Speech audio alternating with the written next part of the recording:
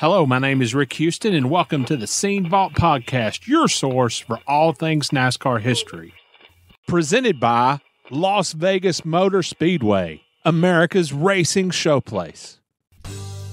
If you can take all those bad days we have and just finish to what our potential is, right? Yeah. If you have a sixth-place car, don't finish 26th with it trying to finish fourth, right? I'd say there were some comments Brian France made to me that I took very personal. Really? And still have them, still feel that way about it. It's 100% accent. That's why I looked so stupid going straight to him afterwards. I felt so bad. I was going to go apologize. I never dreamed he was going to come out as mad as he was. And that was the hardest conversation I had in my life, is when I went in and told Jack that I was leaving and going to go do something different, for the next year. It was the toughest day of my racing career by far. My feelings were still hurt from the year before. That was the first time that I've ever experienced where somebody didn't want me, or I felt like somebody, well, for sure they didn't want me, but it was the first time where I ever really had that realization, like, hey, these guys don't want me around. They'd rather have this guy than me. Today, NASCAR and all of us associated in any way with NASCAR forget its past. That's the day we don't have any future. 2001, you got shut out of Victory Lane. But in 2002, you had this breakout year with 5 wins that year. What made the difference between those two seasons? Did you get your drop snout cars? Yeah, honestly, do you want to know? So, after we won a 600 in Charlotte, we didn't win again for a year and a half. I mean, we didn't win the rest of the year in 2000. Honestly, everything went a little bit downhill after that, slightly. 2001 was really, really bad. Like, we just, There was more than one reason. It's never one reason, but there was definitely more than one reason there. And we had just a tough year as a team. We had a tough year as an organization. It was rough. It was a really rough one. So definitely a lot of soul searching there, trying to figure out what's next, where is this going. I decided to figure out how to make it better. And 2002 was much better. I can't tell you exactly why, because I don't know exactly why. But it was a lot better. 2002 was 2001, I'd like to push delete on that one. And then 2002 was, although we did have some good runs in 2001 and had some bad luck on a few times, but 2002, we put ourselves in position to win a lot. We won a series high 5 races, which doesn't seem like many races for today's standards for wins. But we won 5 races. They were all different circumstances. Sometimes we were the fastest car. Sometimes we had the best pit strategy by Robbie. Sometimes we had the best pit stops. Sometimes we had some good luck. Like, they were all just different wins. But it was a really competitive year. And, it's easy to say after the fact, but really felt like we could go to 2003 win a championship. I really felt like that. And I remember thinking that and didn't lay it out as like a public goal or even a goal with a team, really. But, Robbie and I even talked about that, because we won some races in 2002, but we also made a lot of mistakes. Like, we made a lot of mistakes. I'm like, man, if we can eliminate all those mistakes, and still get the wins, or even if you don't get as many wins, if you can take all those bad days we have and just finish to what our potential is, right? Yeah. If you have a sixth-place car, don't finish 26th with it trying to finish fourth, right? Like make sure you finish sixth with it, and if you do everything right, maybe you'll finish fourth or fifth with it, right? So kind of more of that mentality, and just to make sure that we didn't beat ourselves. We had days good enough to win or days good enough to be in contention. Make sure you took advantage of that and try to get that win and get that finish. But on your bad days, make sure you don't make them worse. Try to capitalize on your strengths on your bad days, on your pit crew, on your strategy, on whatever it would be, and get the best finishes you can out of those days. So 2003, you won early in the year at Las Vegas, then went atop the point standings the following race at Atlanta, and you led the rest of the way. Not quite wire to wire, but it was pretty doggone close. Yeah. There was a lot of talk that year about you running away with the championship, and there's no drama. This is boring. So, hey, let's come up with a completely different scheme and awarding the championship next year. Was it hard to differentiate between people calling the championship format boring and calling you boring? What was your reaction to all that? I mean, I'm kind of a traditionalist, so I mean, I sort of like it like that. And here's the most ironic thing about it all is I remember Brian France coming in and being like, we're sick of talking about points. We got to talk about races. We're sick of talking about points. You know, it needs to be a big event, every race and everything. But if you really look at what they did and you really watch the telecast, that's all they talk about is points constantly. Yeah, constantly. It's way more than it used to be. Like when I was a kid and watch a race, like, it's cool. You'd watch a race and you'd see who win. I was like, awesome, they're in Michigan. And then afterwards, it's been, and here's the point standing. There was a little blurb on TV afterwards where the point standings was, and you went on to the next week. And I mean, now it's like it consumes the conversation. You know, it's stage points, it's playoff points, it's qualifying for the chase. Well, you're not really qualified for it because you don't have. I mean, it's just constant barrage of talking about points. Is that a word? I hope it is. So I don't know. I mean, it all depends how you look at it. You know, I think that the idea and the concept was probably good. I don't really know that it did what they thought it was going to do. I think at the time, everybody, including myself, was thinking like, oh man, the regular season's going to be this. But when you get down to the last 10, man, all 10 of those tracks are going to be sold out. It's going to be crazy environment. It's going to be so different. And it really wasn't. You know, it was really the same, you know, as the rest of the races as far as how many people were in the stands, and TV ratings were pretty similar as far as I know, and all that. So I think people just love NASCAR racing. I don't know if most people care as much about how we crown the champion as what maybe some people think. That's just totally my opinion. Did you take any of that personally? You know, there was a couple things I took personal. But most of it I didn't. It's supposed to be one of the things you learn right away is to not take anything personal, but that's easier said than done. So, you know, I'd say there were some comments Brian France made to me that I took very personal. Really? And still have them, still feel that way about it. So, you know, right after that. But other than that, I don't. Okay. All right. The next year, 2004, you win in this awesome finish with Casey Kane at Rockingham. Then you win again the following race at Las Vegas. You win 2 in a row.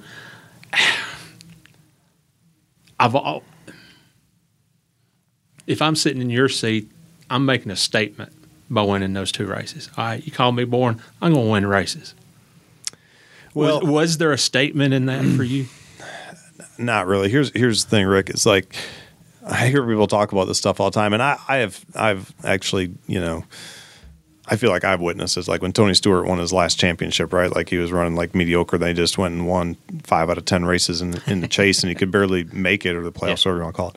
And I've seen him do some amazing things. But here's the thing with me, like I've tried as hard as I could every race. If I could just turn it on and be like, I mean, here's the thing. In 2003, if I could just win whenever I want, why wouldn't I won the first 10 races? Pays the most money, pays the most points. I would have had a way bigger lead. It would have been way less stressful throughout the middle of the year for me, way less stressful. So, I mean, you know, honestly, what happened in 2004 is Roush combined the engine program with Doug Yates.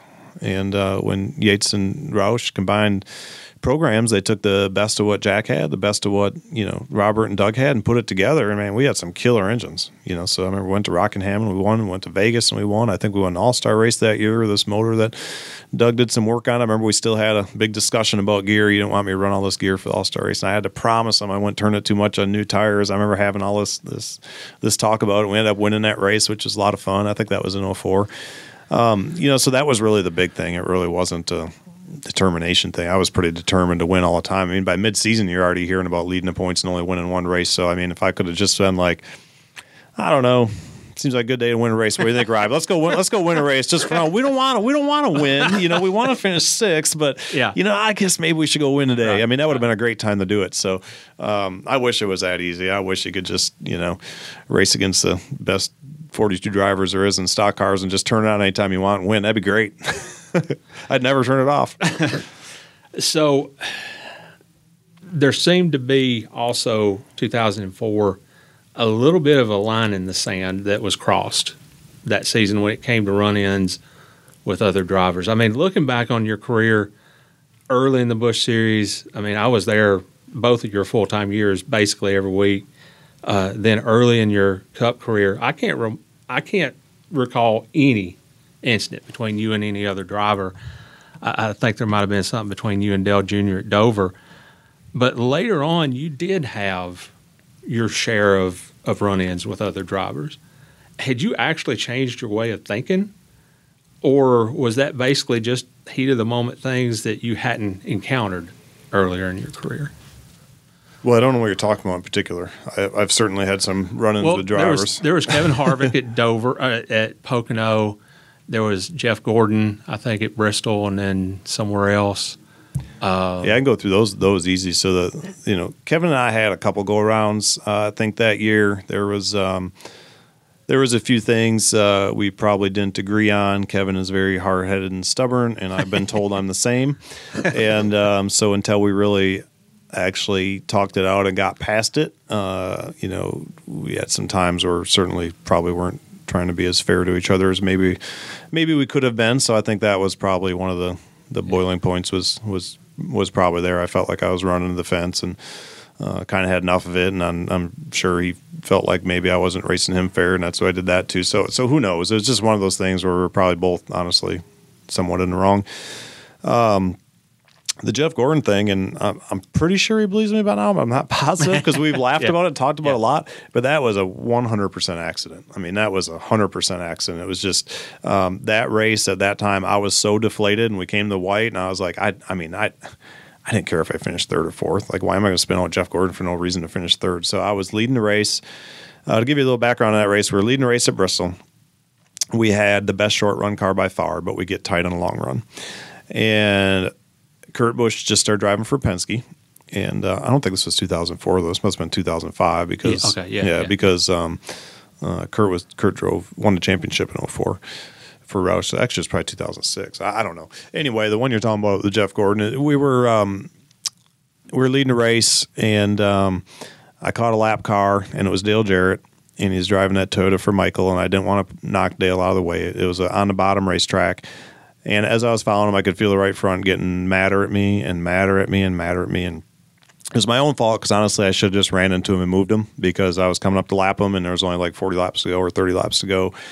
And I didn't want to do that. I had a lot of respect for him. I was like, I hate getting ran into. I don't want to run into him. He's getting ready to get lapped. I don't want to, insult injury and all that. So I stuck it out and kept going and going and going. Well, Kurt catches me with a few laps to go, and didn't even give me one corner. He just pounded me and knocked me up the track and went by me. Which, I mean, it's his first race for Penske. I was in the way. I was tight. It was my own fault for not being more aggressive and getting around those lap cars. And so anyway, so I was already disappointed. Kurt passed me, and then whoever was behind him passed me for second, and then Gordon passed me for third with maybe like 2 or 3 laps to go. So I was in fourth, and honestly, this is 100% the truth. I have no reason to lie about it. I was just relegated to finish fourth. And we came off turn 4, and we went down into turn 1, and I still don't really know why, to be honest with you. I think he just wanted to make sure I didn't get under him, but he just slowed way, way, way up to make sure he was stuck on the bottom and caught me by surprise, and I kind of wasn't paying attention. It was a really long race and was tired, and I was like, I was just going to float it into the corner and finish fourth. I had no intention even trying to set him up for a pass because I was so tight. And honestly, when he stopped to park behind me, I mean, that's when the cars, you couldn't pound on them like you could after they did CO2 cars and stuff. You could barely touch the back of them. They'd spin out. And I went in there and just tapped them. And I just couldn't get slowed down and spun them out. I mean, it was a 100% accident. That's why I looked so stupid going straight to him afterwards. I felt so bad. I was going to go apologize. I never dreamed he was going to come out as mad as he was, which I don't blame him now that you look back at it, right? But that was just that got a lot of airtime and everything, and obviously he was really mad and got me back for that a couple times, even though it was unintentional. So it was just one of those dumb mistakes by me, really, and unfortunately he paid for it. So Carl Edwards at Martinsville, what was that team meeting like after that? I don't remember, really. Really? I don't remember what the team meeting was like after that now. Were you and Carl okay, or did you talk? We ended up being okay. There was a couple of years there where we didn't really care for each other very much, so I think a lot of that was probably, me being, if I want to be real honest, me probably being a veteran and being there longer, and then you kind of get Carl coming in there, and Carl has a few personality things that are just different than mine. Doesn't mean that either one of us are right or wrong, but they're just kind of different, and I think there's a lot of things that would irritate me a little bit, and then I don't know, the Martinsville thing when he got mad at me. I mean, he caught me to pass me and knocked me out of the way, and as I told you, I hate getting run into, and I try not to run into other people. Well, he ran into me to pass me, so I went in the next corner and I hit him like twice as hard and passed him back because I didn't appreciate him running the back of me. I mean, he was my teammate. I was going to let him go the next straightaway when he got under me, like we used to always do, and that was what all that was about. All I did was run in the back of him. Like he ran into me, I just hit him harder, because I get aggravated at Martinsville anyway. It wasn't a good place for me because I would just I was getting that feeling in my stomach because I was always in the way, and I was just always getting run into, and it would just get me madder and madder and madder, and it was toward the end of the race, and here he comes up first corner, didn't even try to pass me, just ran right into me and knocked me off the bottom of the line. It just kind of made me mad, so I hit him back. All right. Robbie stepped down as your crew chief at the end of the 2007 season. How big of an adjustment was that for you, for him not to be on your box anymore? Yeah, that was a big adjustment. That was that was a tough one. Robbie, with his dad dying and the schedule getting busy and having young kids at home. Like I knew we wanted to do that, but I mean, I guess if that's one regret I feel like I had with Robbie is I wish him and I would have been able to talk about that stuff, a little bit better. So I honestly didn't know Robbie was stepping down as crew chief until I heard him say it on TV at Phoenix the week before. So no kidding. I knew he kind of kicked around the idea, but he never sat with me and told me. So we never, it worked out fine. Chip did a good job, but we never really had time to really search for like, who's that guy going to be? I mean, Robbie was my guy for, it'd be 10 years. 10 years he was my only crew chief, and I didn't know what I was going to do. And it seems funny, but by that time everybody's kind of already looking at everything. So we just kind of moved Chip in that role, which he was ready for, and he did a good job, and we had some success the next year. But certainly it was a lot more challenging, and not just because of the crew chief thing and the car thing and managing people, but Robbie was just so good at doing everything that I didn't have to do anything, if that makes sense. Like he was really good at organizing people. He'd keep me informed of every single thing that was going on. It was just easy for me. It's not like I didn't have to put any work in, but he always treated his people like that too. Like he'd hand out, we always teased the yellow list. Like everybody got a yellow list Monday, and this is what you had to get done every day of the week and had done before you left on Friday. And that's just kind of how he was. He had everything all kind of compartmentalized and figured out, and he would do that for me too, right? He's like, okay, here's our test list. Add anything if you want, take anything off if you don't want, or tell me why you don't want to do it. And he'd have me he'd be so organized and have everything done that it was a little tough to move on from that. It was hard to. It was tough to find somebody that had some of the same traits, but would still make the car go fast as well. It was definitely an adjustment there for a while. You left Roush Fenway at the end of the 2012 season. I remember that sending a pretty seismic shock through the sport, through the garage. How did all that come about? You're really digging into this. I hope nobody watches this. I've already said some controversial stuff on here that I'm going to hear about. It's just between us and a few thousand readers, listeners. That's a long story. I think there was just a lot of signs that told me it was time. Like I was all in at being at Roush for my entire career. They knew I was. There was a change of management there, which had something to do with it.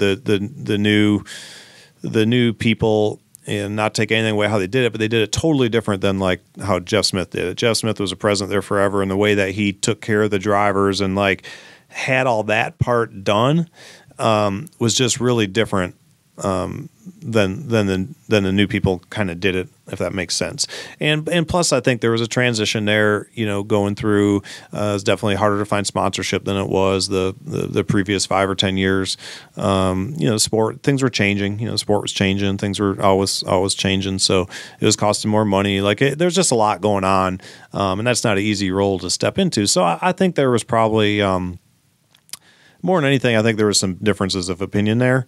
And it was the first time ever I got down to my last year racing and didn't have a contract. Like Jeff would always have you, almost 2 years out. He'd figure it out, and get your contract, then he'd figure out how to go sell the sponsorship and make it happen. And we just kept rolling, never really had to worry about it. So it was the first time in my career I was in the last year of my contract, and we were into, we talked about it a little bit, but never really got a lot done. And it was into, I don't know, May or something like that. And it just so happened that, Gibbs wanted to make a change at the same time. And honestly, just the way things didn't line up on one side and all lined up on the other side. And I really didn't, it was just clearly obvious for me. It was just time to go do that. I think for both sides, I think it was probably better, honestly, for Roush, and it was probably better for me. And it was just probably time to try something different, for a couple of years. So I know Jack will look at that won't agree with me on any of that. And that was the hardest conversation I had in my life, is when I went in and told Jack that I was leaving and going to go do something different,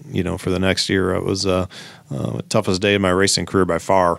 Was that day that I sat in that room and had that conversation with him. So was Joe your only option? I mean, were you courted by any other teams, or did you talk to other teams, or did that just line up? Yeah, I wasn't really out looking. Yeah. To be honest with you. So, that was really the only one I talked about doing. They said that car was open, and I didn't know a lot about him, but I heard a ton of good stuff about Jason Ratcliffe, and I knew some people that worked over there, and obviously their cars were fast. I had great interest in getting smaller. That was one thing we kept doing at Roush, kept getting bigger and bigger and bigger, and I felt like it was harder to keep performing like that. We had satellite teams, and we had 5 teams here and 2 teams there, and there's just we almost needed a gymnasium for competition meetings. It was getting so big, which was fine. I'm not saying there's anything wrong with that, but it was very appealing to me when I went to Gibbs and looked at all the stuff they had.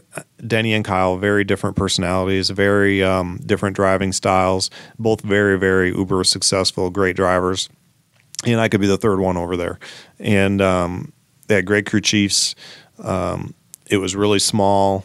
Man, that first year was I know we ended up getting a little bit bigger after that, but it was kind of magical. We were all 3 very different, honestly. All 3 of our driving styles. That was before you could see everybody else's data and you could do all this kind of stuff. So I felt like the 3 of us were a super good fit, because we're all 3 different, believe it or not. And you don't typically find that. Our driving styles, the way we would talk about feedback and what our cars are doing, the way we'd approach things, it was all different. We all kind of fed on each other, and I think it was really great. And it was good for me to try something different. As much as you want to start and finish your career in the same place, I think sometimes just for yourself to know whether you can do it somewhere else or not. I think I definitely at that time needed that. I needed to go out and see if I could, kind of leave the nest and still perform somewhere else. How difficult was it to adjust to racing against Roush Racing? Did you ever go to the wrong transporter? That's a good question. I'm trying to think. I almost feel like I did walk in wrong one time. It really wasn't difficult at all. I mean, the hardest thing, honestly, like I said, that talk with Jack was just horrendously terrible. And every time I see him in the garage, it was tough for me. It was very uncomfortable. And,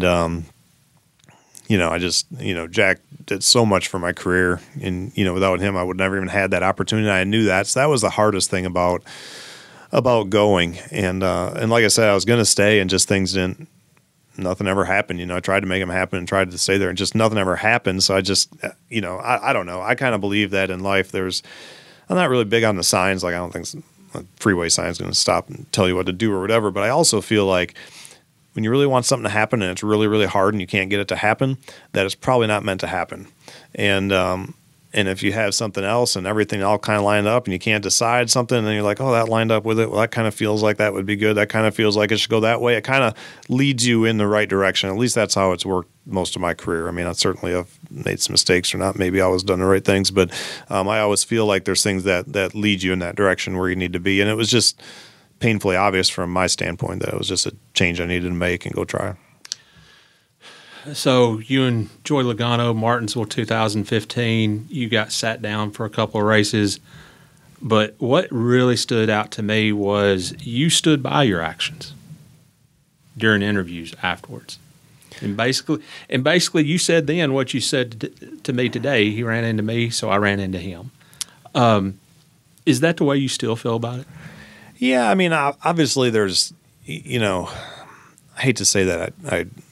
Certainly there's some regret there. I don't know. I think that you are who you are by, your past, your present, your future, the things that you do or whatever. Like, I don't know that I would go back and change anything from the past necessarily, because I wouldn't be who I am sitting here today.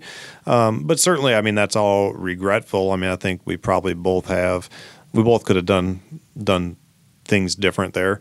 And again, that's probably part of getting older. You have your tolerance isn't as much. These younger kids kind of start coming in, and and it wasn't just Kansas. It was, and Joey and I have talked about this a lot, and I feel like we've been fine about it for quite some time, or as fine as we'll ever be about it, and even went to dinner once, and, so it was a combination of things. I mean, I think he understands. It wasn't just one thing. It was just a combination of things. It was actions. It was words after. It was the following race after, things that were intentionally done to me again to add insult onto injury.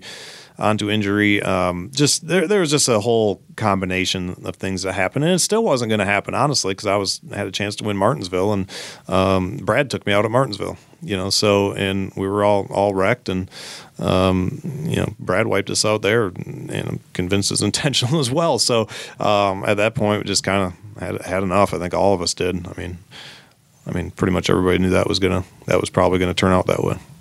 What did you do those 2 weeks? I didn't really do anything different. I still went to the shop. I went to the shop on the Sunday of, the Phoenix race or whatever, and kind of hung out in the war room and saw what they did there. And so I really didn't do much different. Okay.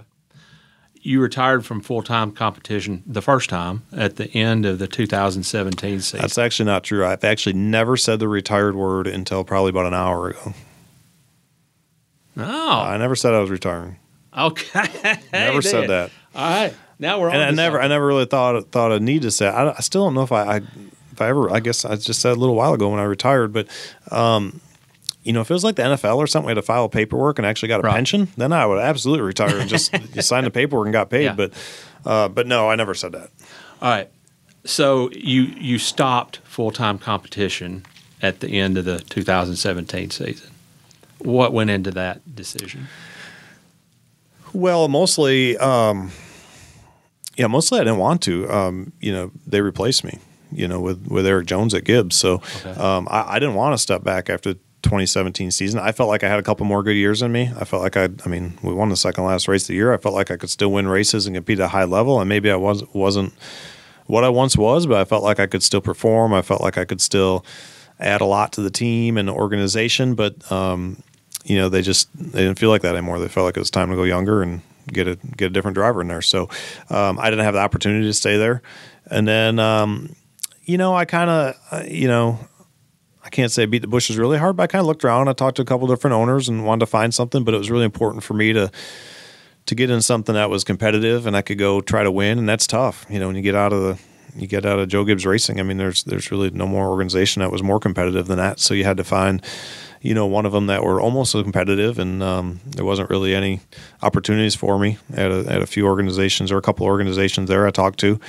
Nothing really panned out. So then I just decided to step away for a while, because there was definitely some opportunities there, but there was nothing where I felt like was going to make me happy, make me perform, and do all that. So I decided to just kind of step away. I mean, the kids were getting a little bit older. I had four little girls at home, and so I never said I was going to retire. I just didn't take anything for the next year and said I was going to step away for a while, which I did.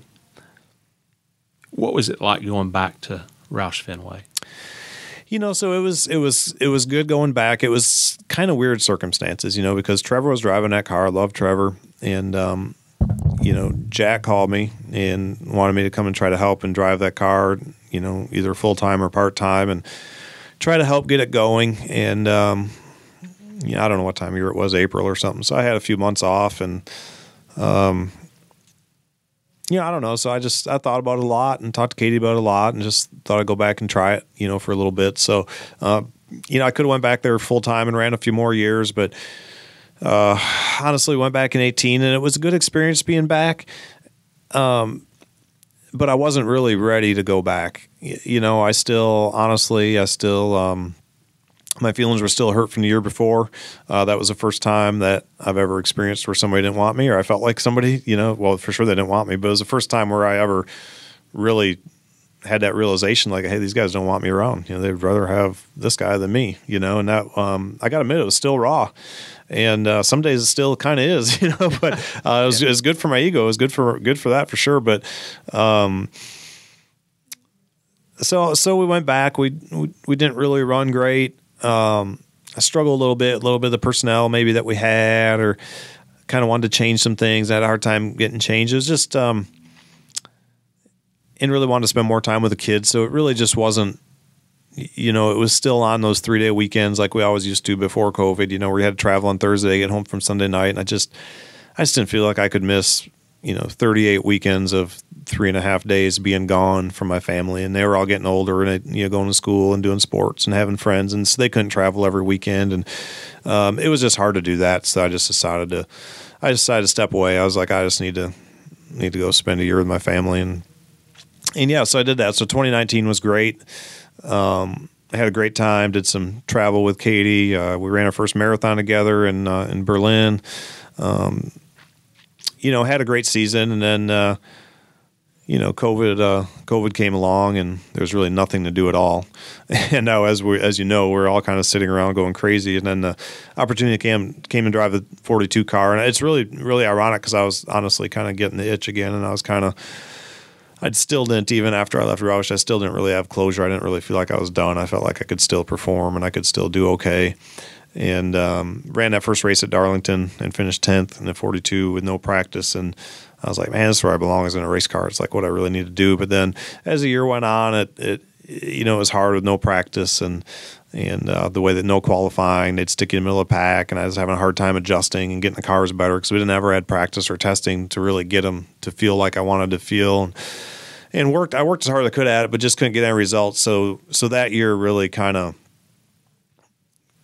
was good for me because it brought me to the realization finally that, my days are behind me, for professional driving. So I think until, honestly, I got to the end of that season, I never really totally felt like that. But I got done with that year, I kind of felt like I sucked, which was bad, but it was also good because it kind of got out of my head when I see everybody else racing, kind of getting the itch and being like, I could go out there and run with those guys, because I realize I really can't. I could probably run with some of them. And if everything was exactly perfect, maybe you could still win or have a chance, but everything would have to be pretty stinking perfect. And it wasn't like that, when you're at your best. So just kind of realized that those days are all behind me, which was good because then I could start looking forward instead of backwards. However, you had a pretty strong reaction to me saying that you had retired. Because I never said that in 17. Yeah, I never did. I never said that because I don't like I'm retired and then you come back and you do whatever. I never said that. I just said I was going to step away, which I did. If the right situation came along now? Now? Yes. No, no. I mean, obviously, physically, you could do it. Yeah, no. My professional days are behind me. Okay. And plus, it's not going to come along anyway. So it's kind of a easy question to say no to because it's not going to come along. Whenever these drivers get hurt or whatever happens, they're calling the next 20-year-old. Like, they're not going to call a 50-year-old and say, hey, man, you want to come back out of retirement, come drive this car? I think you'll do really great. Wink, wink. So we'll have you a rocking chair. Yeah, unless I had a bunch of money in a big company I could pay somebody, then they'd probably let you come back because that seems to be a popular way to get in these days. But no, my professional days are behind me for sure. When did you take up running? Where did that passion come from? So Jason Ratcliffe and I bought mountain bikes together, and we started mountain biking a little bit when I started over at Gibbs, and then Jimmy kind of got me into road riding, and then which was great because at that time in my career, I got to be honest, I was super sick of sitting in a motorhome. Like, that was the worst part about racing, is you had to sit in that motorhome for 2.5 days every weekend. And it was hard to leave, and him and some friends would always go cycling from the track, and they'd go Saturday afternoons after practice or whenever.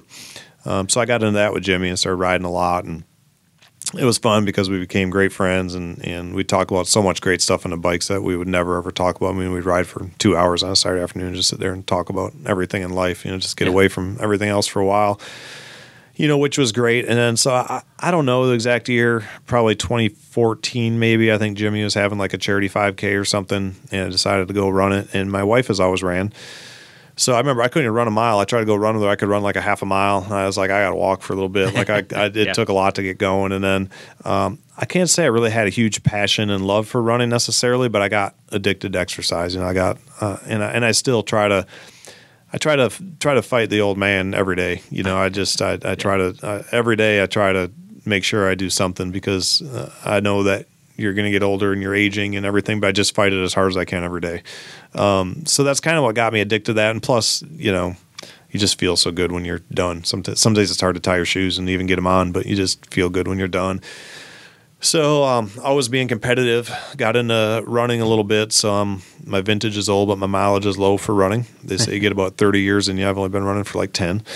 And Katie and I trained at our first marathon together, and that was kind of her way to get me to travel to Europe. I've never been over there. I've never really traveled besides for racing, you know, in the United States and, you know, a little bit around whatever places don't count, or like Bahamas, Mexico, Canada stuff. But I've never really been like to Europe or anything like that. So we entered a lottery getting in the marathon because we had a friend that was running it, and we all got in. And so we trained and went and did that together, which was really fun. The training was fun. Some great memories training with Katie and some of the funny things we had happen and running the race together and doing all that. So it was that was really cool. So you and Dale Jr. have made me feel really old. Are you? Well, I'm 55. I'll be 56. Yeah, that's September. not really old. Well, we're in that club together. It used to be really old. Yeah. We're in that club together, and you two are the first NASCAR Hall of Famers whose careers I was there for the very beginning, at least when it comes to the Busch Series. To remember you in Robbie's hauler at Nashville, and remember that plain blue uniform at Rockingham, and then to see you on stage accepted NASCAR Hall of Fame. Does that even compute to you? Has it sunk in? It just all goes by as a blur, to be honest with you. I mean, it's unfortunate how fast time goes by, and seems like how few memories you have in a way, right? Yeah. When you think about stuff and look at stuff, it just goes by so stinking quick. But I mean, none of it really seems exactly real to me from kind of where I came from and, you know, racing late models, working my dad's car in a little teeny town in Cambridge and in Wisconsin, and coming and doing this. So, but it was cool seeing all those Winston Cup scenes you put up on the wall behind me because my grandpa was obviously one of my biggest fans. And I remember for Christmas, we got him that every year we get him a subscription to the Winston Cup scene, and you come to his house and he'd have them piled up there everywhere, and he'd be reading them, and the ones where I was on the cover would win or something, he'd be sitting there. And I'm not just saying it because I'm doing this, but that was like the coolest thing. It's like that magazine or newspaper or whatever it's called, and I guess it was a newspaper, right? And is getting it because I get them too, and like I couldn't wait to get them. And like the coolest thing when you won is you knew you were going to be on the cover of the Winston Cup scene. I was like, this is going to be awesome. We're going to be on the cover of the scene this week, you know. And it sounds silly, but it was true. I couldn't wait to get it. And I was telling Kate, I was like, I bet we'll be on the cover. And I remember there was one race I won that we weren't on a cover for some reason, and I was disappointed. I was like, I can't believe they put me on a cover. We won the race this weekend. So that was always fun. All right, cool. Anything else you'd like to add? Not really. I think you're already going to get me in enough trouble. I have enough people be calling me saying, I can't believe you said that.